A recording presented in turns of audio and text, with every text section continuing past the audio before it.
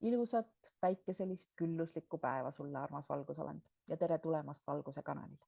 Mina olen Kaia-Liisa Reinult ja tänase video pealkiri on 5. dimensiooni oskuste ja võimete ärkamise protsess.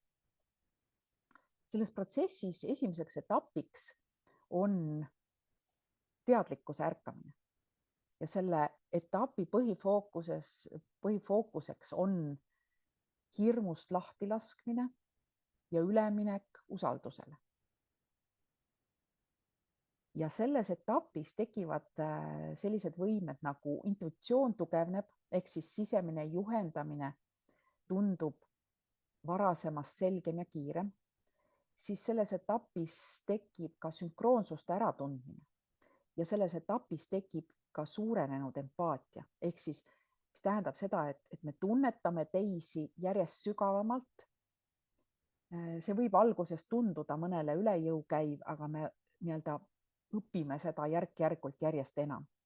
Ja ka õpime seda, et me oleme võimelised teisi tunnetama ja ehk siis need tunded, mis me tunneme, ei pruugi olla meie omad, vaid kellegi teise.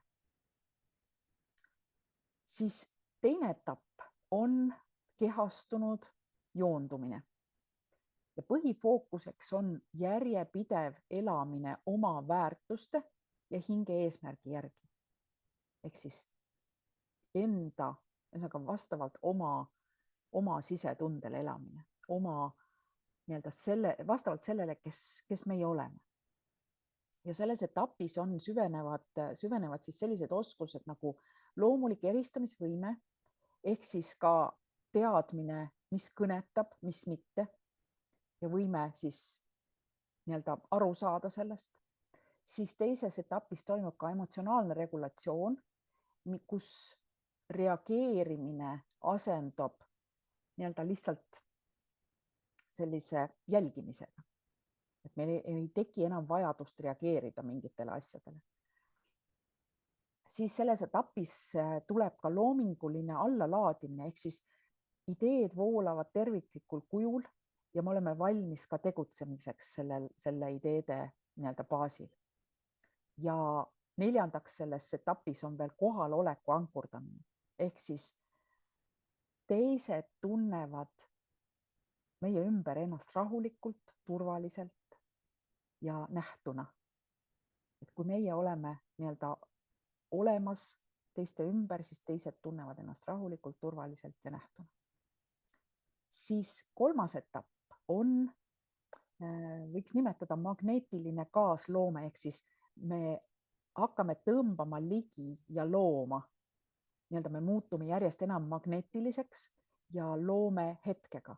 Ehk siis põhifookuses on visiooni muutumine elavateks struktuurideks või elavaks selliseks šablooniks, mille ümber hakkavad nagu füüsiline reaalsus siis ennast üles ehitama ja see visioon siis teenib paljusid.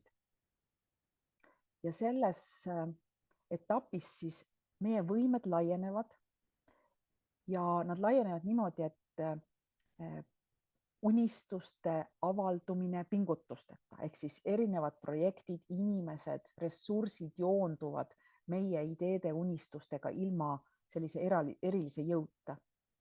Siis selles kolmandas etapis toimub siis grupivälja aktiveerimine, mis tähendab seda, et sinu kohalolek või meie kohalolek toob gruppidesse sellise ühtsuse, muutes need produktiivsemaks ja harmoonilisemaks.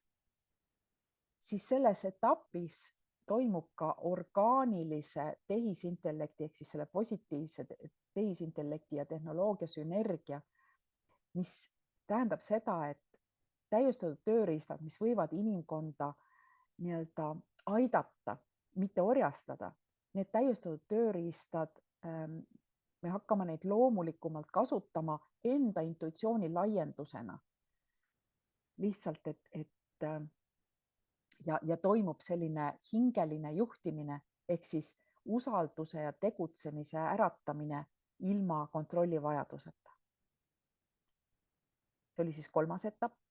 Siis neljas etapp on, võiks nimetada stabiliseeritud suveräänsus. ehk siis iseseisvus ja põhifookuseks on siin juhtimine armu, tarkuse ja järjepidevusega läbi põlvkondade.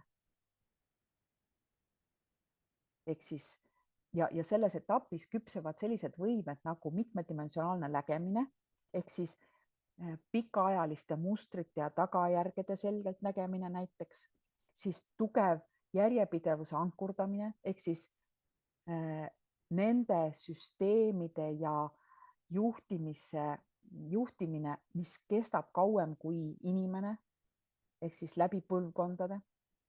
Ja selles etapis eksisteerib ka selline tervendav resonants või see võime tugevneb. Ehk siis meie sõnad, meie kohalolek, meie puudutus muudab keskkonda ja inimesi, kus me viibime. Ja tekib ka laienenud empaatia ilma kurnatuseta. Ehk siis me ei väsi ära sellest, et me suudame hoida seda kõrge sagedusega ruumi, ilma et me ise ära väsiksime. Ja 5. etapp on siis juba kvantne haldamine ehk siis väga peenel tasandil võime eksisteerida ja põhifookuseks on loomulikult, mis te arvate, teenimine väljaspool iseennast ehk siis endast andmine ühiseks hüvanguks ja uue maa süsteemide ankurdamine. Ja selles etapis juba õitsevad järgmised võimed nagu võime kollektiivselt planeerida ehk siis luua erinevaid raamistikke, mis juhivad terveid kogukondi. Seda on vaja ka näiteks humanitaarprojektide elluviimisel, seda oskust kindlasti. Siis sisemine rahu. See tähendab seda, et olla kindel endas ja jääda rahuseisundisse olenemata välisest kaosest. Ehk siis rahu kiirgamine väljapoole.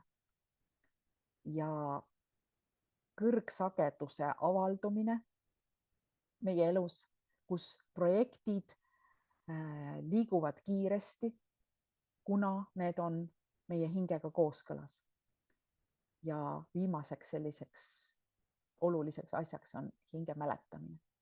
See tähendab, et see on sügav ühendus oma igavese loomusega, mis juhib kõike, mida me teeme. Nii et mõtle natukene, kus etapis oled sina, sa võid siia video alla kommentaaridesse panna, kus etapis oled sina, sest me kõik oleme, ma arvan, kuskil etapis ja liigume edasi. See ei tähenda seda, et sa oled kuskil etapis ja et sa oled sinna kinni jäänud. Me pidevalt liigume ja areneme, igaüks on oma teekonnal täpselt selles punktis, kus ta peab olema parasjagu. Nii et ilusat päeva sulle.